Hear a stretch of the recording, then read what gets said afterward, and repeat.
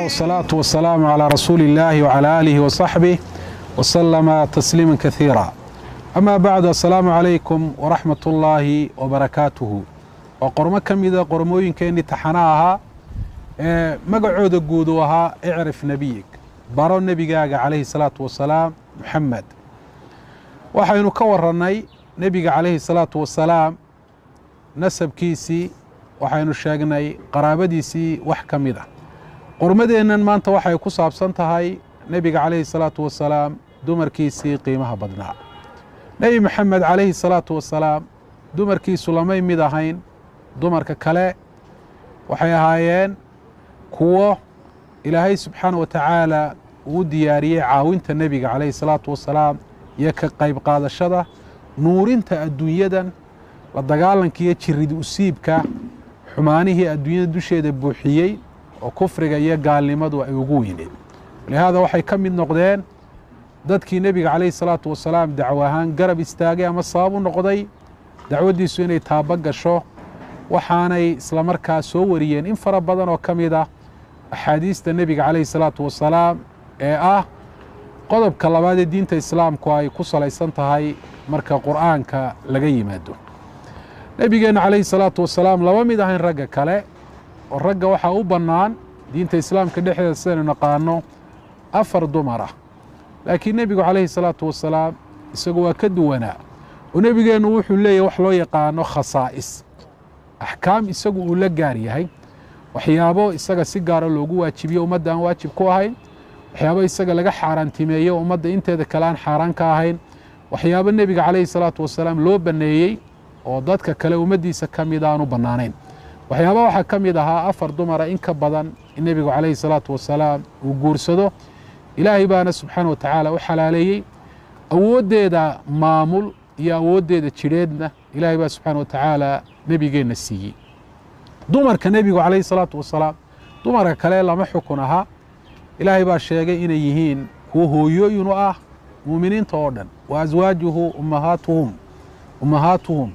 nebiga calayhi salaatu wasalaam dumarkiisu waa hooyooyin muuminiinta oo dhami ay leeyihiin ilaa qiyaami saaca kuwa iman doona. waxay hooyo ka yihiin 2 arrimood. waa dhinaca guurka oo qofna uma bannaanayn nebiga calayhi salaatu wasalaam dabadii inuu guursado mid ka mida dumarkii rasuulka calayhi salaatu wasalaam, oo ilaahay baa taa xaaraantimeeyey. waxaa kaloo hooye ay ka yihiin xagga xurmada iyo qadarinta. qofku waa inuu ula dhaqmo siduu ula dhaqmo hooyadii oo kale. qofna hooyadii ma caayo, ma aflagaadeeyo, xumaanna hooyadii uma quudho, hooyadii waa qadariyaa. dumarka rasuulkuna dhammaantoodba hooye ayay inoo yihiin. nebigeenna calayhi afdal salaatu watasliim dumarka uu guursaday, culimada taarikhdu markay sheegaya waxay tilmaamaan inay 13 tir ahaan ay gaadheen, laakiin 9 ayuunbaa nebiga calayhi salaatu wasalaam isku soo gaadhay oo hal mar dumar u wada ahaa, laakiin 13 bay tir ahaan gaadheen dumarka nebigeenu calayhi salaatu wasalaam uu guursaday. waxaynu ogsoonnay maanta cadowga islaamka oo gaalo iyo kuwo u shaqeeyaba lihi waxay nebigeenna calayhi salaatu wasalaam ay ku dacaadeeyaan dumar badnaan, oo waxay idhaahdaan waxa uu ahaa mid dumar badan oo baahidiisa uun gudanaya ayuu ahaa. laakiin marka taariikhda si dhaba loo eego, guurka nebigeennu calayhi salaatu wasalaam kuma salaysnayn oo qura waxa uu nin dumarkiisa uu ka doono, bal nebigeennu calayhi salaatu wasalaam wuxuu u guursaday ujeeddooyin fara badan. dumarka qaarkood nebigu calayhi salaatu wasalaam wuxuu u guursaday inuu iyaga caawiyaba. waxaynu ogsoonnay ummu salama radia allahu canha, waxaa ilaahay u oofsaday oo geeriyooday ninkeedii la odhan jiray abu salama radia allahu canhu. waxaanu ka tegey ubad yaryar oo agoona. nebigu calayhi salaatu wasalaam markuu guurka u bandhigay waxa ay sheegatay 2 arrimood: inay hinaasa kulushahay iyo inay carruur yaryar haysato. nebigu calayhi salaatu wasalaam wuxuu u sheegay hinaasa inuu uga ducayn doono, ubadka yaryarna asbaabtuu u guursanayaba inay ka mid tahay ubadkaa yarre agoontaa inuu la caawiyo. waxaanaynu garan karnaa saxaabigii yaraa ee la odhan jiray camar ibnu abi salama, oo nebiga calayhi salaatu wasalaam maadaama hooyadii ummu salama ay u dhaxday dhabtiisa ku soo koray, qiimaha uu yeeshiya inuu ka mid noqday asxaabtii rasuulka ee axaadiistooda ilaa maanta la wariyo. saasoo kale zaynab bintu abi salama iyadana umu salama ay dhashay xaasaskii nebiga ka mida nebiga calayhi salaatu wasalaam rabeeyey waxaanay ka mid noqotay dadkii cilmi iyo khayr iyo wanaag intaba laga dhaxlay ee looga hadhay nebigu calayhi salaatu wasalaam dumarka qaarkood wuxuu u guursaday inuu kula xidido reero ama rag dacwadda islaamka garab istaaga ama ugu yaraan difaaca oo noqda dhabar dacwaddu ay ku tiirsan tahay ma ahayn guurka nebigu calayhi salaatu wasalaam mid ujeedda la'aana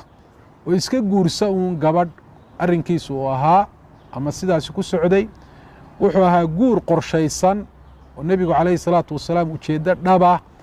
oo maslaxo iyo dani ay ugu jirto diinta islaamka iyo dacwaddii uu waday mid ku salaysan ayuu ahaa guurka nebigeennu calayhi salaatu wasalaam xaaskii u horreeyey ee nebigeennu uu guursaday waxay ahayd khadiija bintu khuweylid radia allahu canha qormo hore ayaynu in yaroo ka mida taariikhdeedii koobnayd aynu ku sheegnay caruurta nebigoo dhan iyada ayaa dhashay marka laga reebo ibraahim oo maariya alqibtiya ay dhashay nebigu calayhi salaatu wasalaam muddo 25 sanadooda ayaa nebiga calayhi salaatu wasalaam khadiija radia allahu canha 25 jir iyadoo ah ayuu nebigu calayhi salaatu wasalaam guursaday intii ay iyadu noolaydna nebigu calayhi salaatu wasalaam gabadh kale lama guursan khadiija radia allahu canha markii ay geeriyootayna nebigu calayhi salaatu wasalaam aad ayuu uga murugooday 56 sannadood iyadoo jirta ayaanay geeriyootay markaa 25 sannadood ayaa nebiga calayhi salaatu wasalaam xaas ay u ahayd khadiija radia allahu canha waxaa ku xigtay sawda bintu zamca saxaabiyaddii lo odhan jiray nebigu calayhi salaatu wasalaam markii ay khadiija dhimatay ayuu guursaday muddo ayaana ay wada joogeen waxyaabaa la yaab kale ay lahayd waxaa ka mid ah markii da'deedu ay weynaatay waxay nebiga calayhi salaatu wasalaam xaq ay u siisay maadaama nebigu uu cadaalad samayn jiray oo dumarkiisa hoyaatinka uu qeybin jiray waxay nebiga xaq u siisay habeenkii uu iyada u iman lahaa inay cid kala siiso weliba caaisha radia allahu canha ayay u hadiyeysay nebiguna calayhi salaatu wasalaam uu ka aqbalay waxay ku dadaalaysay inay dhimato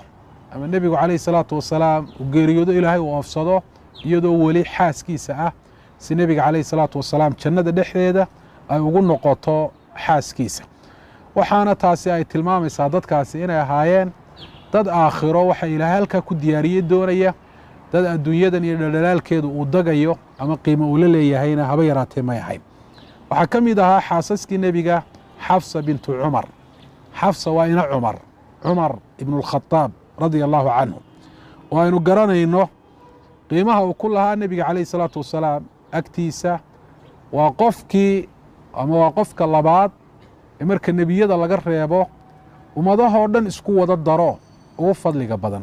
gurigaa qiimaha badan ayaa xafsa ay ka soo jeeday waxaa dhacday mar in nebigu calayhi salaatu wasalaam uu dalaaqay oo xafsa uu furay waayo waxaa loo yaqaano furniinku waa wax ilaahay subxana wa tacaala xal uu ka dhigay xaaladaha qaarkood oo in la sii wada joogo isaga ayaaba ka wanaagsan wan yatafaraqa yugni allaahu kulan min fadlihi waxaa markaa nebigu calayhi salaatu wasalaam uu dalaaqay xafsana gabadh aad u qiimo badan bay ahayd oo ilaahay subxaana wa tacaala aada ugu xidhan ilaahay wuxuu soo diray erge qaaliya waa malaku jibriil calayhi salaatu wasalaam nebi maxamed buu u soo diray malaku jibriil wuxuu nebiga calayhi salaatu wasalaam u keenay fariin xagga ilaahay ka socota nuxurkeeduna uu yahay raajix xafsa fa inahaa sawaamatun qawaama xafse soo celi oo rajco samee waayo sababtalo waa maxay way qurux badantay miya ama reer fiican bay ka soo jeedaaba maya arrimaha adduunye oo dhan maaha waxa ay qiimaha ku yeelatay fa inahaa sawaamatun qawaama waa gabadh soom badan kahiiratu siyaami waalqiyaam waana gabadh salaatuleylkeedu aad iyo aad ugu fara badan yahay taasina waxay tusinaysaa gabadhu hadday ilaahay subxana wa tacaala si dhaba ay ugu xidhanto xaqa ilaahay subxaana wa tacaala ay ka soo baxdo oo ilaahay subxaana wa tacaala xidhiidhka ay la leedahay ay wanaajiso in ilaahay subxaana wa tacaala dadka u sakhirayo ninkeeda u sakhirayo qalbigiisa uu jeclaysiinayo ilaahay subxaana wa tacaala dhibaatadana uu ka ilaalinayo waxaa ka mid a xaasaskii nebiga calayhi salaatu wasalaam umu salama magaceedana waxaa la odhan jiray hindun waanaynu sheegnay nebigu calayhi salaatu wasalaam sababta uu guursaday umu salama zaynab bintu jaxsh ilaahay baa subxaana wa tacaala u guuriyey rasuulkeenna calayhi salaatu wasalaam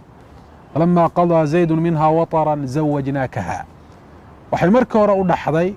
saxaabigii la odhan jiray zayd radia allahu canhu zayd ibnu thaabit markii ay zayd kala tageen ilaahay baa subxaana wa tacaala xafse u guuriyey umu salama u guuriyey zaynab bintu jaxshin ilaahay baa subxaana wa tacaala nebiga u guuriyey oo 7 samo halka ka sarraysa uga soo guuriyey waana taa ilaahay qur-aanka ku sheegay inuu u guuriyey nebiga calayhi salaatu wasalaam zaynab markii zayd ay kala tageen waxaanay ahayd mid dumarka kale ugu faanta arrinka noocaasa qiimaha badan waxay odhan jirtay idinka waxa idin bixiyey oo idin guuriyey ehelkiina iyo ciddii mas-uulka idinka ahayd laakiin aniga ilaahay baa subxana wa tacaala rasuulka ii guuriyey waxaanay taas min fowqi 7 samaawaat waxaanay taasi daliil u tahay ilaahay subxana wa tacaala khalqigiisa inuu ka sarreeyo arrintaasi ayaanay qirtay zaynab radia allaahu canha ilaahay baana subxaana wa tacaala wanaag dhex dhigay nebiga calayhi salaatu wasalaam iyo zaynab maadaama rabbi subxaana wa tacaala uu guuriyey juwayriya bintulxaarith waxay ka mid ahayd qabiiladii la odhan jiray reer banulmustaliq nebigu calayhi salaatu wasalaam markii dacwaddiisu ay gaadhay aqbali waayeen dabadeed duulimaadu ku qaaday dadkii maxaabiis ahaan loo soo qabtay ayaa ay ku jirtay nebigu calayhi salaatu wasalaam gabadhaa la odhan jiray juwayriya bintulxaarith